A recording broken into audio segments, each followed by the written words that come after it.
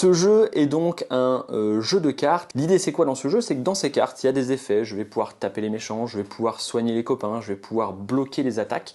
Et c'est un jeu donc de combat entre les héros qui vont aller taper les monstres tout au long de la partie. Sorti il y a tout juste 2 mois, le deck building tactique, c'est le tout dernier jeu créé par la société Paria, une déclinaison de l'univers phare de sa licence L'Ordre de Veyel.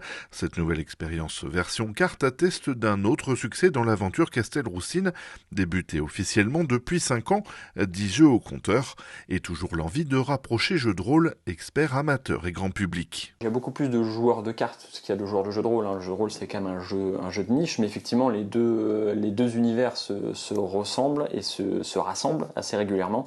Mais nous on le voit sur les ventes de celui-là effectivement que la clientèle s'est élargie. Il y a pas mal de gens qui nous ont découvert au travers de ce jeu-là et du coup qui se laissent tenter par celui-là, alors que pourtant ils n'étaient pas forcément rôlistes à la base. Donc ça permet d'aller chercher une clientèle et donc pour nous de vendre plus de jeux et donc de continuer à prospérer. Et grâce au financement participatif initié depuis l'origine de l'entreprise, la trésorerie est sécurisée et l'engouement du public est directement appréciable. Depuis ce samedi 19 octobre, une nouvelle extension mobilise les internautes.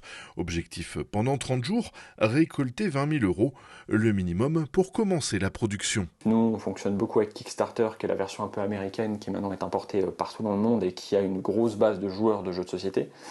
Et donc les gens en fait nous donnent de l'argent, nous précommandent le jeu pour qu'on ait les fonds pour le produire et le renvoyer derrière. On avait fait ça pour le premier jeu, puis pour le deuxième, puis pour les extensions et pour celui-là. Celui-là, on l'avait fait 150 000 €, donc pour notre petite équipe berrichon de 2 personnes et demie, on est très très content. Et celui-là qui a bien démarré, je pense qu'on peut au moins viser les 100 000, ce serait bien. Surtout que la communauté de joueurs est particulièrement active. L'équipe Castelroussine multiplie d'ailleurs les échanges en quête de retour et de requêtes entre Facebook, YouTube et Discord. Cette extension, c'est d'ailleurs l'occasion de répondre aux nombreuses demandes pour continuer à améliorer le jeu et l'ouvrir à de nouvelles perspectives. Ils ont dit que ce serait top de pouvoir faire ça, mais avec des scénarios. C'est-à-dire qu'au juste on ne tape pas des monstres, mais il y a un scénario, il y a une histoire qui nous est racontée en même temps qu'on doit taper les gens, et puis peut-être non pas juste se battre, mais aussi avoir des objectifs, sauver quelqu'un, je sais pas, tout un tas d'objectifs plus ou moins pour faire des quêtes, ils aiment bien ça les gens. Et ça c'est la première demande qu'on nous a fait, celle qu'on nous a fait le plus, je l'ai reçue 3 fois par jour pendant 1 mois là quasiment. Et la deuxième demande c'est le fait de pouvoir donner des équipements à ces héros, pouvoir leur mettre des armures, des armes, des boucliers, peu importe. Et donc pareil on leur a dit ok on va bosser sur cette mécanique là. Et à terme, la nouvelle boîte de jeux, toujours en auto-édition, pourrait sortir l'été prochain à destination de la France, la Suisse et la Belgique.